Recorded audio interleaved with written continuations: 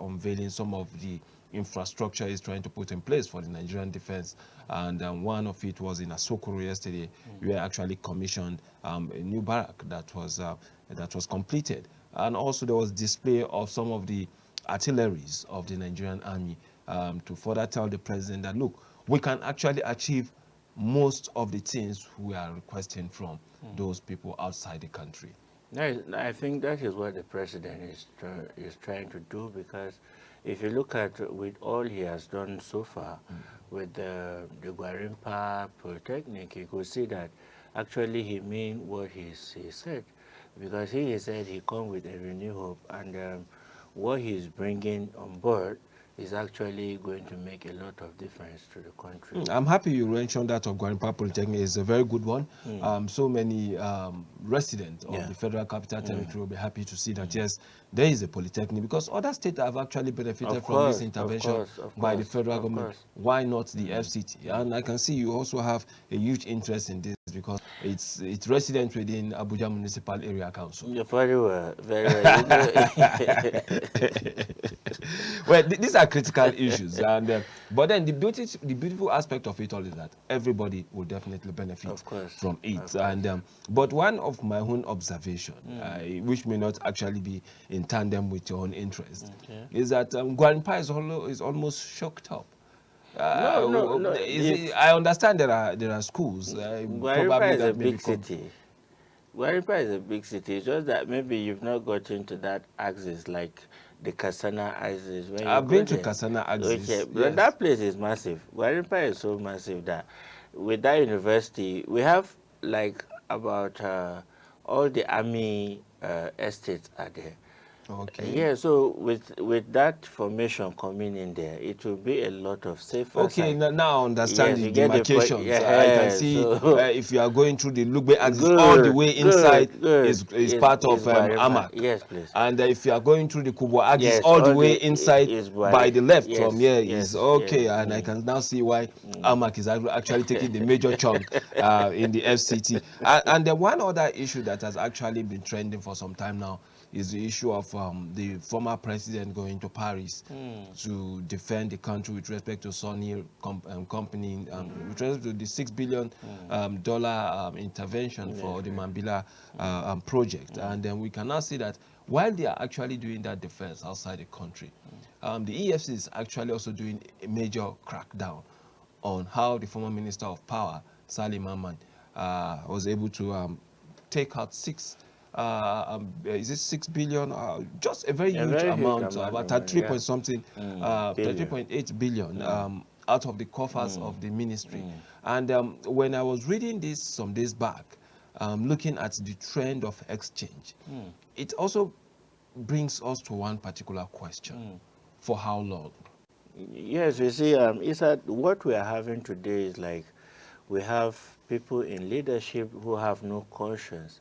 Because for somebody like that who is given the opportunity to serve his country, and then you go about taking that huge amount of money, that's why we've been having this epileptic situation with our electricity. Though a lot of politics is in the power sector, but notwithstanding with what he has done so far, we've not had anything like that with any minister in that sector. But he did a very wrong one for going all the way. If you look at the way he go about that embezzlement, it's so uncalled for. It's a shame for a leader of his type. So what is he going to leave for his children and his children's children? What will they call what would they call their father tomorrow? So what we're saying is, if you are given that opportunity to serve your country, you should do it with a lot of decorum, because posterity will always speak for us. You know, the minister was actually sacked. The former minister, Salim Ahmed, was sacked by Buhari because of issues on this particular issue of corruption. And when you look at it, somebody raised a very major issue yesterday, a statement saying that the president, actually former President Muhammadu Buhari, didn't actually do well by not actually supervising his ministers. You know, if you remember, during his tenure, many of us have actually questioned how he followed up with some of the responsibilities he has been able to shun out.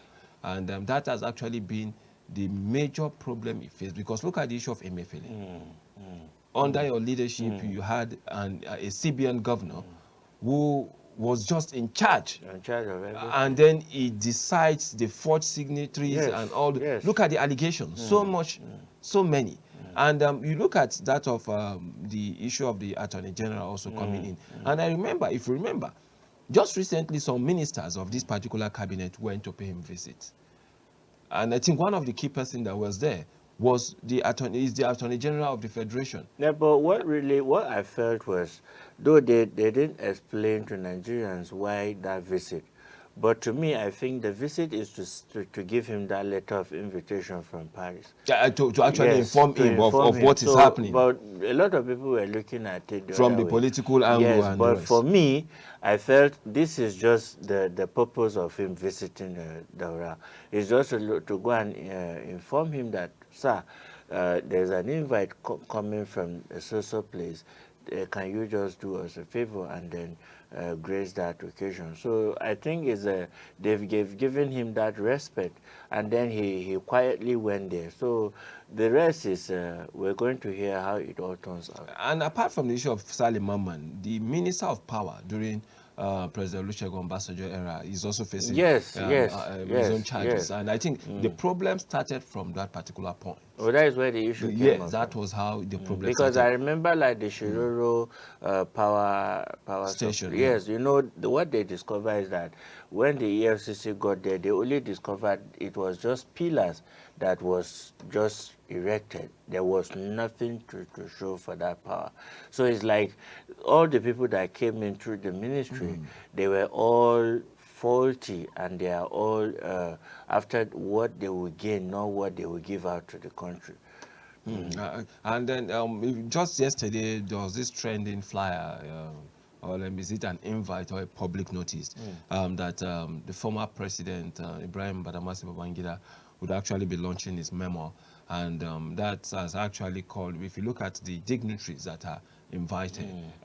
In short, what actually drew my attention when I saw that memo was, when I saw that publicity, was the bottom fit. And in that bottom, I saw Donald Duke as those people in charge of The rice and stew. yes. No. They are in charge of rice and stew, very plenty. RSVP. No, but you know Donald Duke. So you look at it as in, that tells you the caliber of person the former president is. Looking at because I saw it, what I saw on that particular flyer was President Olusegun Obasanjo, President Muhammadu Buhari, Goodluck Ebele Jonathan, even the current president, all the past presidents, Yakubu Gowon, they are all there. Yeah. So I can imagine how tight that event is going to be. IBB is one man that, though he is not a politician, but in his khaki, he's just a gentle general. He's somebody that know how, even when he's dealing with you, he always do it calmly. You know, the way he speaks calmly, that is how he deal with everyone that is trying to come into his game. So he's a really Maradona. He's somebody that know how to play the game, and actually he played it to an extent, because you cannot even point anything to him even right now. He played his game very well. So that's why I see that book, is it a book launch or his what? Is going to draw a lot of attention, because most of these people give him a lot of respect. And one key aspect, still on, let us delve into the security aspect now. We've seen the effort being put by the Chief of Defense Staff and the soldiers on ground, the Chief of Army Staff, the Air Staff, the Naval, and the rest. We are seeing a very good fight against the bandits in the Northwest. And we've seen that, yes, they've been able to neutralize so many of them over the week. So many of them were neutralized, and Nigerians are actually giving them thumb up with respect to what they are doing and to defend the nation. Earlier this late last year, we had the issue of the Lakurawas, if you remember. But now nobody's talking about Lakurawas. Yes. Are you hearing from them? No, maybe they travel out of to somewhere around Niger. But I was actually informed also that Niger is actually facing some issues, most especially with the issue of Boko Haram. Is actually taking a very huge toll in their locality. No, you see, that's why we've been calling on the should we say the administrator, in the person of it's Annie. What is it, Annie or something like that? You see, when he was making those General Chani, allegations, yeah. when he was making all those allegations against Nigerian president, people were calling him to order, like, okay, these are your neighbors, these are some of your families, and then you should be able to trade with caution.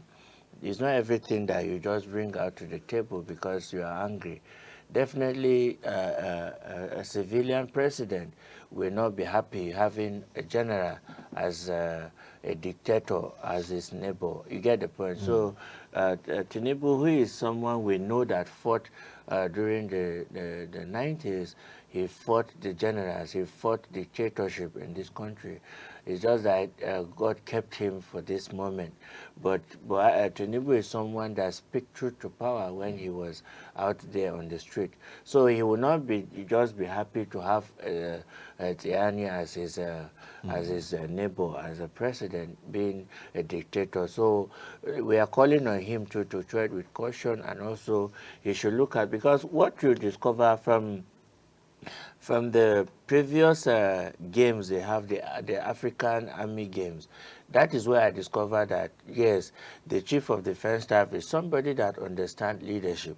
He's somebody that knows how to move with everybody. It's because if you see, he took everybody, both the paramilitary and all that, they were all in the game, and it makes a lot of difference. So I want to believe that we're going to see this 4 years, we're going to see a lot of change in our security. And on a very sad note, Nigeria lost General J.T. Husseini, dies at 82.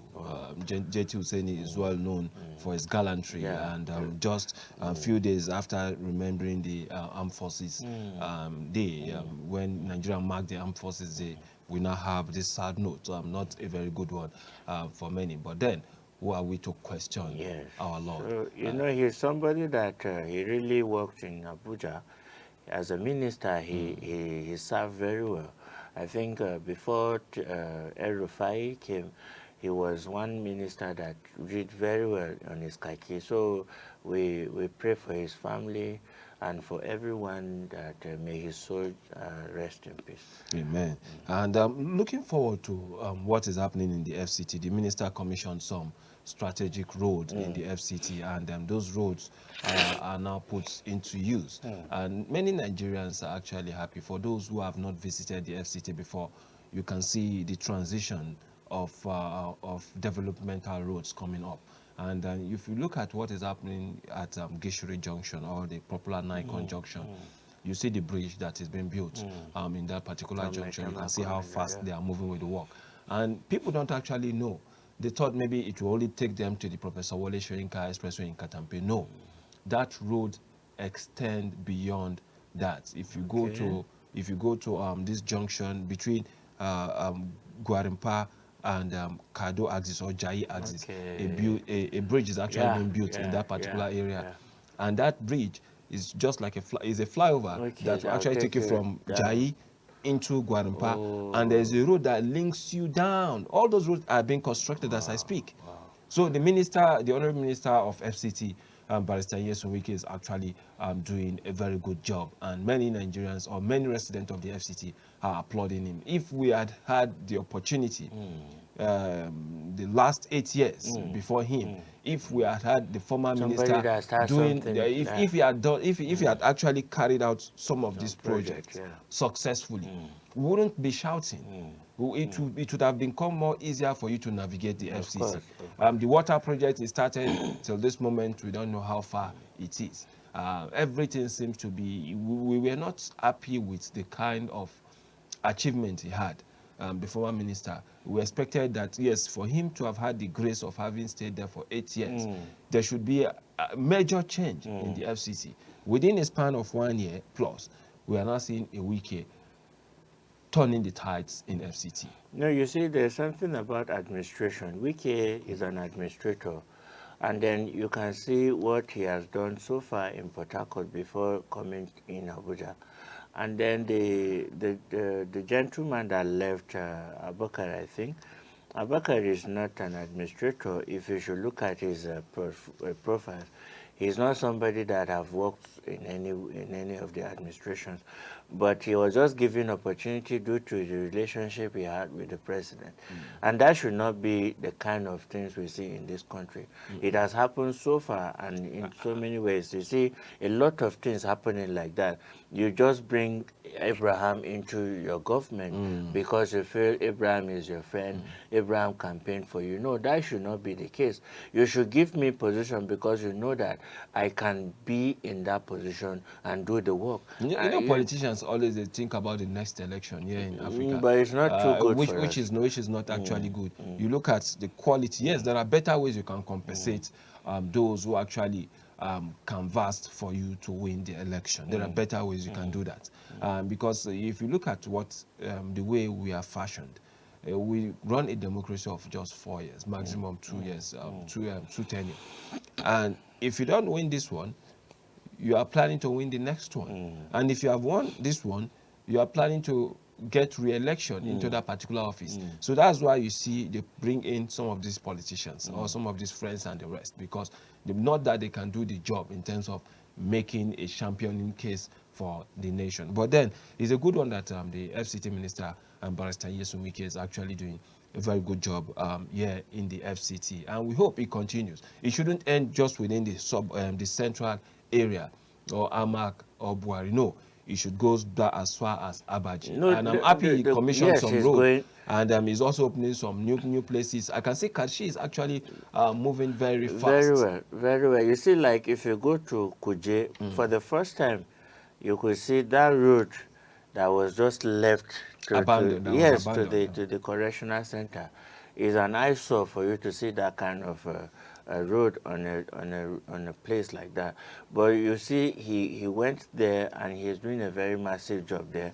You go to you said about Gishiri, Gwarimpa, and Kubwa. Then you go to Kwali. Look at Kwali.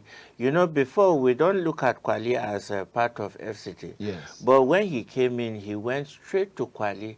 There's a road that led to the woman that was on that 29 road. At that very vicinity where she is. Do you know that he had to okay, look, I need to fix this thing.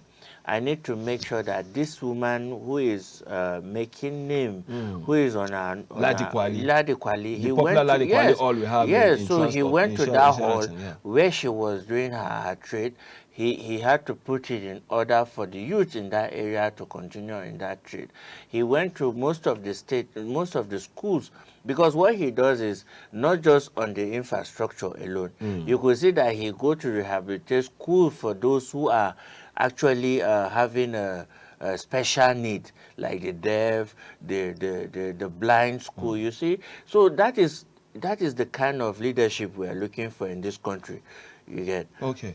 Thank you so much, Abraham, and that's a very good one for us to have a better view of what actually happened within the week, and so much definitely is what we are expecting today. And as we climax this particular week on this beautiful Friday, we'll be discussing the issue surrounding the alleged 33.8 billion naira fraud, and how the Federal Ministry of Power, there's a ministry now involved. The minister of that particular ministry, the former minister, Salim Mamman, was actually sacked by the former president, Muhammadu Buhari, is on the guillotine now, and is being investigated thoroughly by the Economic Financial Crimes Commission. Our expectation is that we are going to have the head of media and publicity, but then he couldn't make it to the program, and he apologized for that. But then still we'll be discussing some of it, some of the issues, because we started this conversation with him recently when he was he partook in this particular program, the P&B Morning Show. So we'll go on a very short break. When we return, we'll start up with a conversation.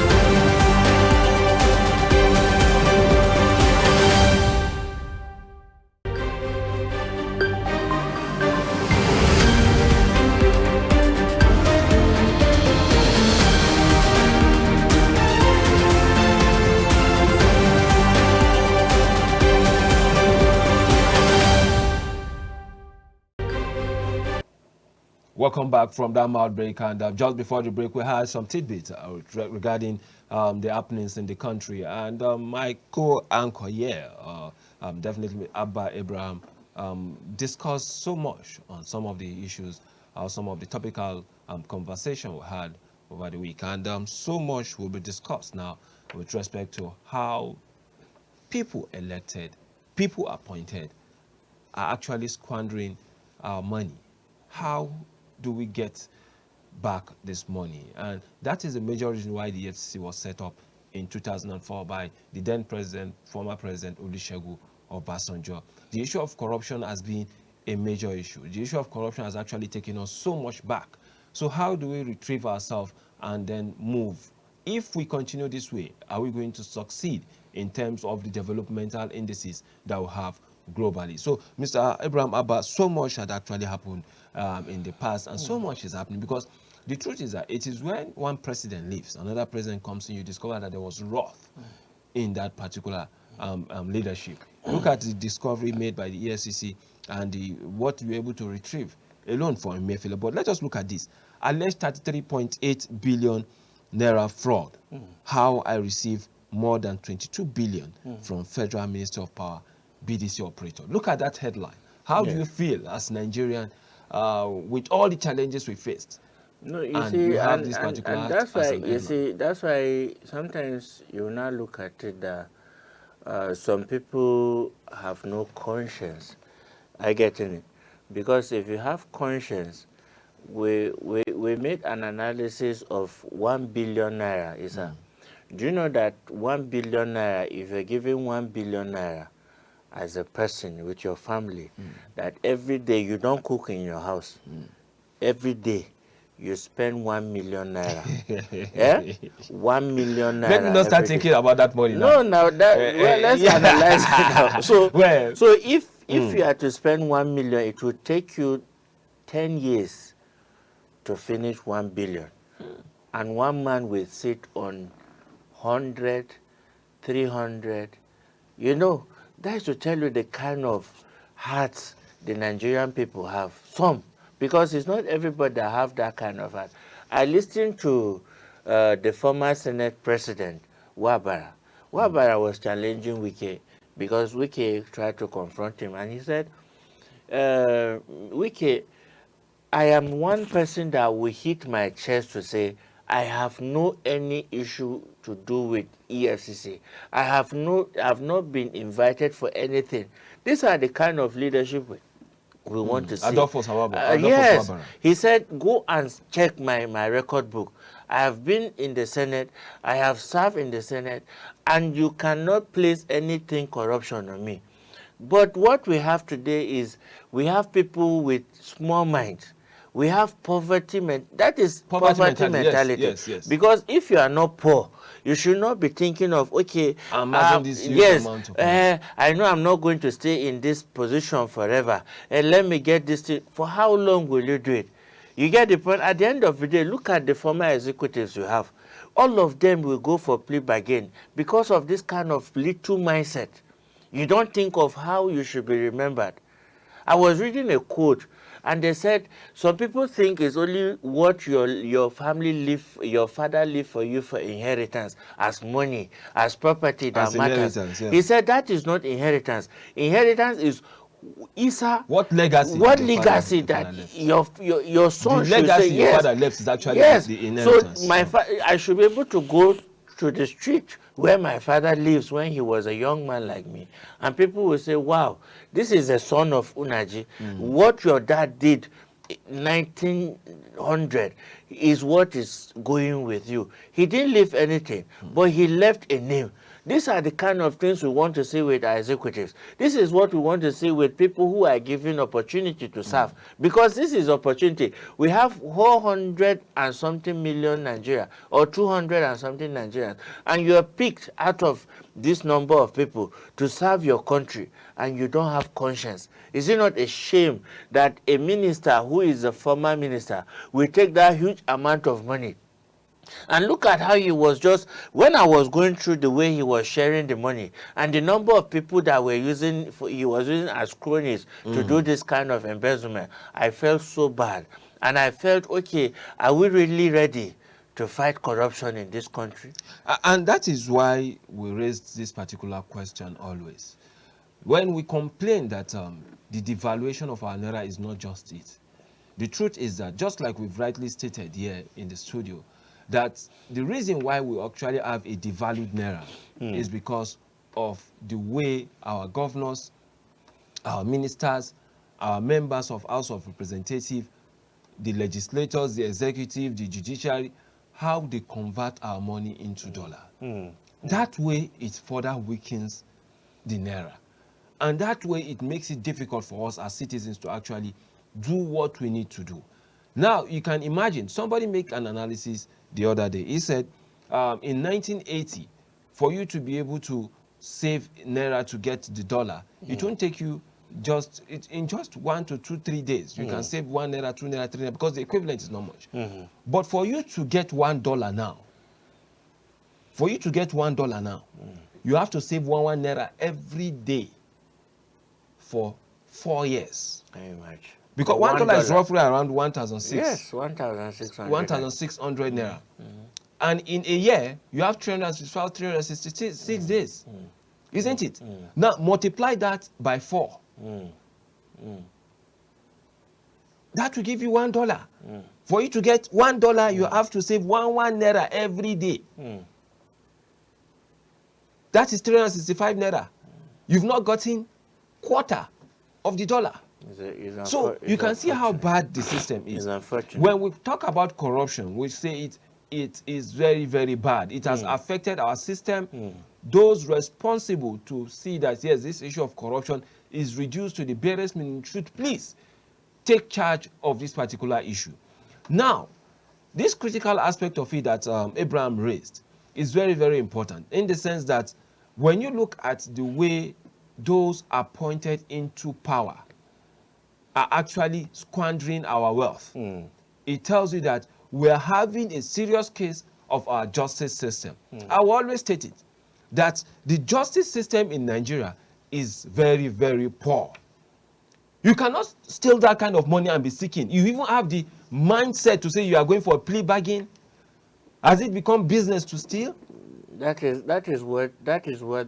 why when we invited the EFCC spokesperson, and I said, okay, with all this thing you're doing, if you still give a thief, because I call them thieves, we don't have anything to call people that embezzle the commonwealth, money that you're supposed to use to serve your people, money that you're supposed to use to build road, to put up infrastructure, and then you keep it in your own coffers. You keep it, and you went ahead to call a BDC to come and change it for you into a foreign dollar, a foreign currency. That is to tell you the mindset of the people that we campaign for, the people that we go out there to speak good of. And at the end of the day, instead of them to give it back to us, like, okay, these people campaign for me. One of the questions I ask is this: are these people not going back to check their campaign videos, their campaign registry? Okay, we promised the people of Isa local government that we're going to give them pipe-borne water. I promised them during the campaign that Isa and his family, they're going to eat 3 square meals. Perfectly and okay. I promise the people of Otukpo, where I'm coming from, that I'm going to give them a road. Do you know that for more than 10, since we started this democracy, if you should come from Benue to Otukpo, the road is as bad as anything. That is so. Anytime I got to that exit, I was like, are we out of Nigeria? Are we not part of Nigeria? And we have a president of the Senate that was there. We have plenty of the longest Senate president. Yes, so and you finish all your years, and you could not say, okay, let me just mobilize or let me put up something. These are the kind of politicians we have. The politicians that are after their own circle, their circle of friends, their circle of relations, and they forget that these are the people that brought you to power. People brought you there, and that's why I see sometimes when people talk about El-Rufai, I say no, even when you want to call him with a bad name, El-Rufai did some good job. Go to Zaria. I'm brought up in Zaria. Go to Zaria and see the way he changed the narratives of Zaria. Go and see what happened in Zaria. These are the kind of leadership. In Zaria, in Kaduna, in Yes. Kafanchan, Yes. those roads, the linkages, the infrastructure he put on ground, very superb. Oh, that's why I said these are the kind of people we're looking for. It's not that you finish your 8 years, you finish your 4 years as a minister, there's nothing. Look at the power sector now. And this man took 33 billion. Mind you, he's from Taraba State, on. the same state where Mambila Power, hydropower yes. station is. Now, if you look at that's why every day we want to appreciate Nigerian journalists for what they are doing. Every day you go out there as a journalist to actually follow up some of this matter. And one key aspect, if you don't forget, it was a foreign media that actually unveiled what happened in Mambila Plateau. I remember him, I know him. A very young guy with BBC, working for BBC. Okay. He's actually from Adamawa State. He married recently. Wow. And when he made that revelation of what happened in Mambila Plateau, few days after we met, and he said, Issa, forget what they discuss in Abuja. Forget all those things you see on air and the rest of it like that. If we, as journalists, can actually investigate how the budget is being implemented, I'm telling you, you will shed tears for this nation. Yeah, but the issue is that, just the way I told you, I said, this whole embezzlement in the power sector and other sectors is not done today. It started from Obasanjo. Look at the Shiroro power station. Yeah. Go and look at it. Nothing is done there. So you see, these are the kind of people we have in governance. These are the kind of people that you say, okay, come and help me, let's build this thing. Come and help me, let's work this thing out. But what you discover is people just come there just for their own pocket, for their own selfish interest. And now you tell me that what is the use of calling these people? So, is it not better you have like the PAMSEC to continue doing their things and then having a minister? But if you dig deeper, you discover that some of these people, is just that, unfortunately for him, let me say, well, fortunate for us Nigerians and unfortunately for him, that he was caught red-handed with this particular issue. And I was happy that the former president actually sacked him because of issues like this. And I think there are so much that needs to be unveiled. The former Attorney General of the Federation has so much question to actually answer with. Yes, he and the former EFCC guy. He and the former EFCC guy. But let us look at this particular statement. According to the Business Today, what they wrote was that, according to the eyewitness that was gotten, that the EFCC presented in the court, the person that actually changed this particular money, BDC he said the witness, PW8 Abdullah Suleiman, a bureau de change operator, narrated how more than 22 billion naira was allegedly siphoned from the Federal Ministry of Power while Merman was minister. And the funny thing was that this person that was able to do this dirty job had 12 accounts. Yes, 12. 12 accounts. And this account receives money in billions of naira. And then I start questioning myself.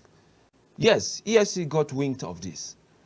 But the truth is that, don't we have the National Financial Intelligence Unit? But the EFCC said they always trace this money. That the moment you get money to your account, they have this Kumo, they call it, or what? The fact that you have SUML, or something.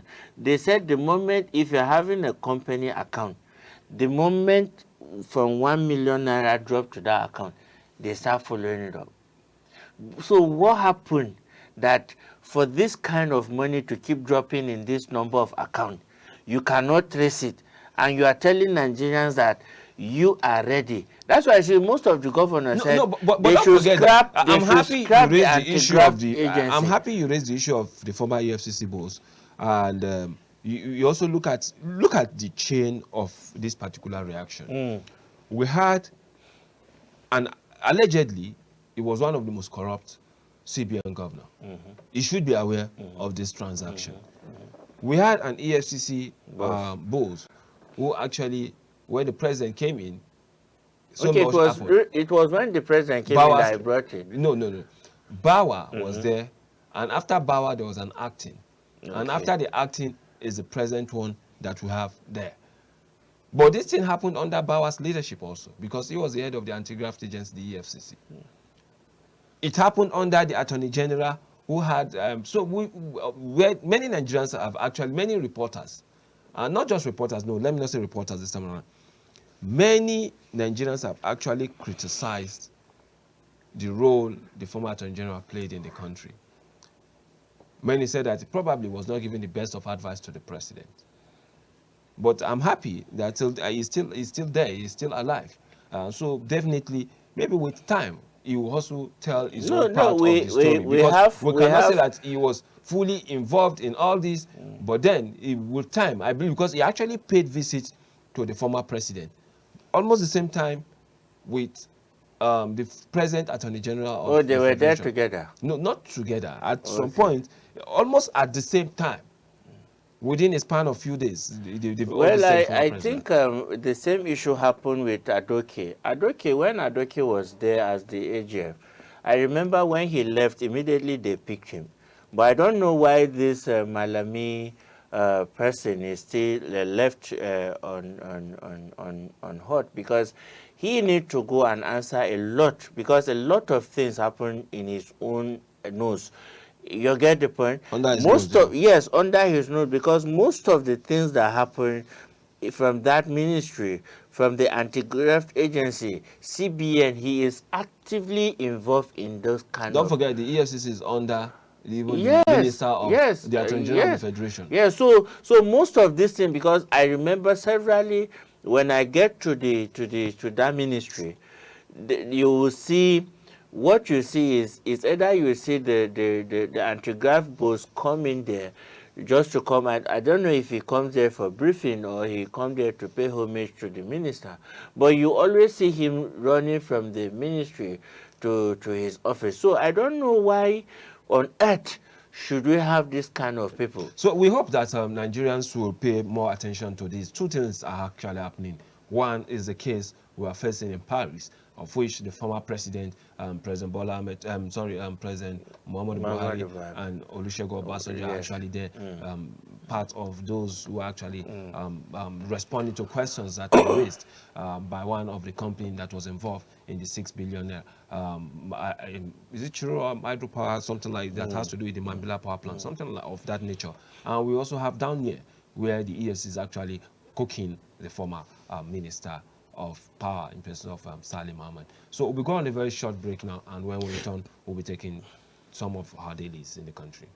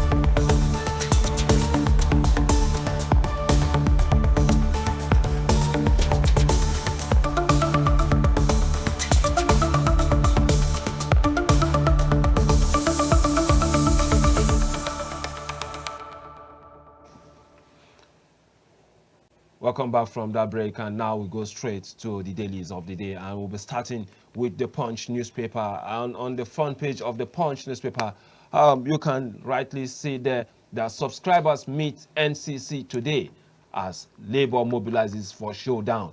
Yes, that's a very good one, Abraham. Yes. I can see you are heading towards this direction before now. Yes, you know, what we are seeing now is this.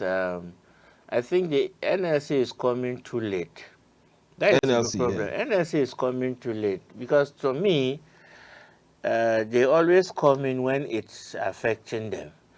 We didn't hear NLC coming all this while that they've having increase of fuel and all that. They've kept quiet somehow, and now I don't know how good is this NCC project that is making them come out in this full force, because with what we are seeing here, if the subscribers meet with NCC, that is how it's supposed to be. I get it. But what the Labour is saying, mobilizing for showdown on what basis now? What are they shutting down for? What showdown are they? In short, why are they coming at this particular point in time? That is the problem. Because these issues were raised since. Don't forget, it was not just yesterday. The federal government accepted that they are not going to. Excuse me. Oh, sorry. So yes, so for me, I feel the Labour officials talked of insist telecos must be prevented from exploiting Nigerians. I don't know. Well, if you look at what happened during the time of the former minister of digital communication, Okay. Pantami, Okay. there was so much pressure that the telecommunication companies want to increase the tariff, and he said no, they are not going to do that, and that was how they continued until now. But they are making, you see, what if I listen to like the CEO of MTN and other sister stations, and then what they tell you is that what they spend on diesel alone, that is uncalled for. They've made mention of so many things that is not, their base stations, some of them are vandalized by these hoodlums and all that. So a lot of issues. But are they actually giving us good services? That is the even before issue. now, They are they actually giving us good services? Yeah, they no, say why the network is very, very poor. Yeah. You go out of the country, you discover that you're having seamless communication. Of course. You see the quality of receiving calls, the quality of responding to calls. But in Nigeria, yeah, you can take your time to download a video of just 20 megabytes. You can take so many minutes just to download that. You know how difficult it is for you to run through your WhatsApp and check, download images, download videos. Videos of 5 seconds. It takes you almost how many minutes? So it lies, the reason why Nigerians are complaining. You can't keep increasing tariff without commensurate improvement in your services. Okay. We Nigerians, we are so relaxed to anything that comes to us, and I think that's why some of these corporate bodies take us for granted. That's why you can see the oil market has also took us for granted. We cannot continue in this format where all these private sectors will come. They will tell you this, they will tell you that. This were vandalized. This was vandalized. When it was not vandalized, what kind of service were they rendering? And that's why but why I'm also aback with the way Labour Party, Nigeria Labour Congress, Union, they are always reactionary.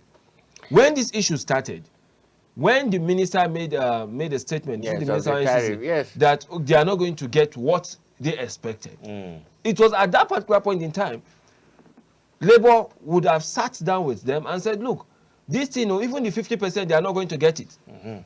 Let us take it procedurally, because Nigerians are facing so much now. Everything has been increased. What are the take home? What if you are paid 100,000, 200,000, 300,000? You know, at the end of the day, you as the father of the house, you discover that you don't have anything for yourself. Everything goes to food and other services. Nothing for yourself. It's difficult for you to get new clothing. It's difficult for you to get new pairs of shoes. It's difficult for you to get new undies and the rest of it like that. It takes you extra effort to have those things. And that's why I'm pleading to many young Nigerians that, look, you have to take your life more seriously now than you were taking it before.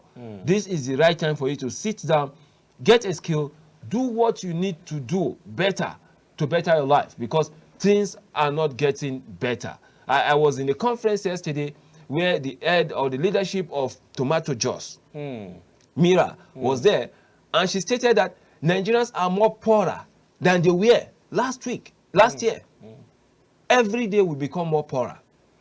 So it tells us more about our country. Yes, you see, the issue here is that why Nigerians get to this level is that, one, Nigerians are not lazy.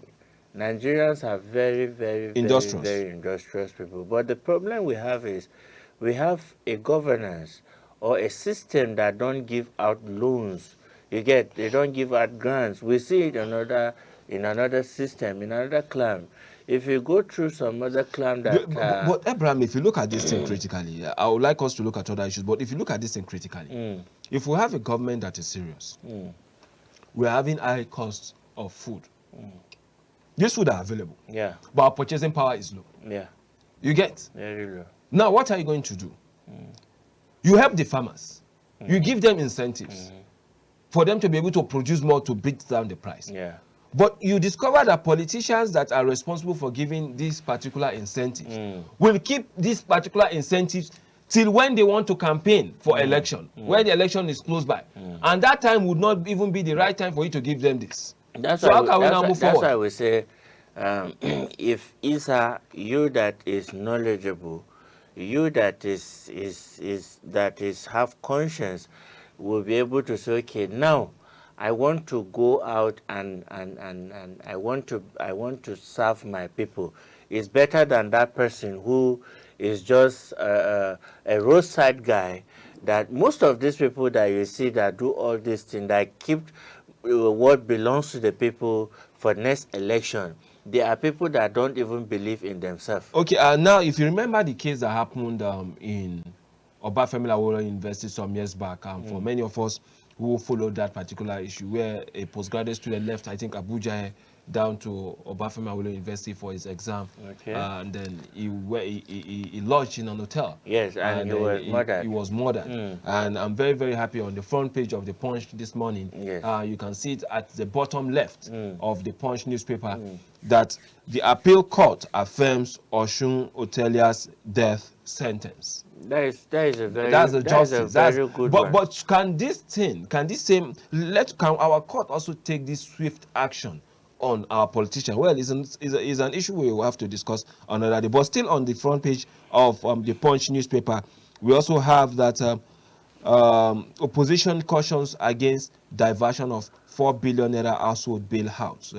They are cautioning the president. That's on the top left-hand corner of the Punch newspaper. But let us quickly move to the next newspaper on some of our dailies and get some of the headlines. And on Daily Trust this morning, we have how Nigeria can solve food insecurity. Well, I was at this particular event yesterday. Okay. It was an event that was tagged food security, affordability, or accessibility. So that was the question. It was the 22nd Daily Trust dialogue, where you can see the lady there. That's Mira I was telling you about. She's the one. She was there yesterday, Okay. the head of Tomato Juice, and to other side you see the Afan chairman Kabir, and then you see the owner of Songhai Farm, a very powerful professor. I've forgotten his full name. Very educated prof, the owner of Songhai Farm, and you can see that agriculture can actually transform this nation, but we are not taking it seriously. No, you see, the issue is that I was telling, I wrote a proposal to AMAC, I remember, or a friend of mine wrote a proposal to AMAC, and then one of the proposals is they should start an irrigation farming. You get the point? And that should, if they will be able to buy all these irrigation solar systems, you see, But they have dam? Yes, you must not have dam. All you need to do is to sink a borehole in, like, let's say a 5 hectare of land. You can share the farms.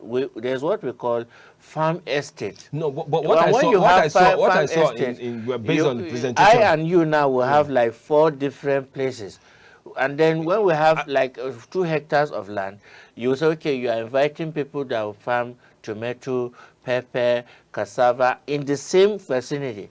And then that is how you do it. But you know, the Nigerian government that we have, No, you know, the irrigation farming. agricultural system that we have, most of these people, they don't think of after rainy season. Can we start the irrigation farming immediately? That's what I just want to react to. The issue of irrigation farming is a very costly one, and you've mentioned the issue of borehole and the rest. For how long are we going to continue with that? Virtually all the houses in the FCT are using borehole. If you go to all the estate, most of the estate, you discover that they are using borehole, and it is affecting our Climate change. it is affecting our earth structure, which is not very, very good. Now, what in Songhai farm, what they do Okay. is not the borehole. What they do is rain harvesting. They harvest the rain just like you go and you harvest your maize. Wow. During raining season, they put up a dam. Okay. Okay. They dig the place, they put it up and harvest all the rain that they can. And that water will be there. It will serve them. It will serve them all through Wow. the dry season. Wow. Wow. Wow. In Songhai farm, based on what I saw yesterday, nothing goes to waste. Wow. Wow. As you are taking this waste from here, you are converting into something else. Oh. As you are taking it into this place, you are converting it into something else. So all these things are planning. And until you have people that are serious minded, sometimes you start asking yourself, should I allow those in the private sector to come and run Nigeria as a business? You know, you see, the truth of the matter is that just the way you said about Songhai farms, you see, Nigerian, what we need people that mean business. I getting it. We need just what you saw yesterday in that colloquium. It speaks a lot about a country that is inviting investors. We need investors that will come up with some of these Look, structures. we have investors already. We don't need people from outside. Okay. The reason why I say we have them. Forget about all these foreign investors. Some of them are actually fueled by Nigerians' money. So what They come in the face of we are external investors. Okay, but they are financed by. They are financed. We know ourselves. Let us tell ourselves the truth. Most of these investors are actually Nigerians. Wow. But coming with a white cloth or maybe in a different skin. Wow. They are actually Nigerians. We have multi-billionaires in this country. It's just that we don't want to tell ourselves the truth. When you take this money, invest it back into the community. Yeah, that's why I see. I love. You see, I love what Buhari did when he came in. You know, actually, he brought in a lot of fear to the politician that stole and embezzled our money, and a lot of money was brought back. But that was not sustainable. But it was not sustainable. Let's just quickly look at the Nigerian. That's a blueprint. Nigeria at turning point with renewed hope agenda. Abbas says economy worsened when we dumped agriculture for oil. That was part of what happened at the event yesterday during the Daily Trust dialogue. So much happened there. Indeed, the Speaker of the House of Rep was not actually there. He sent a representative, that's Honorable Chike, I think, from who was the chairman House Committee on Food Security and Nutrition. And he raised so many questions that Nigeria at turning point with renewed hope agenda, Abbas. So much is actually happening, and we hope that the federal government will do more in terms of agriculture. No, if what the president is doing right now, if he sustain it, I think the 4 years will actually be a turning point to the Nigerian people, because you could see that everywhere you go, you will see a lot of changes happening. You get, so we pray that he will sustain this vigor, because what he is doing right now, he has proved to Nigerians that I understand your pains, I know what the problem is, and I'm ready to follow it up. Because if you listen to him in his inaugural speech, he said, I am the driver of this ship, and I will take it to the anchor point. I get in it. So what he's saying is actually he's going with his words. Okay, thank you so much, Abraham, for being part of the program this morning, and we so much appreciate you're always beautiful, intelligent in managing some of these particular issues that we always have on the program. You're welcome. This is how far we can go to on the P&B Morning Show from the capital city, Abuja. We thank you for always tuning in for our programs, and definitely as the days run by, definitely we'll be giving you more of all the happenings. If you just want to get more information about the happenings, always tune in to the Politics and Business Morning Show, and you get the best we always promise. Have a wonderful day and stay blessed.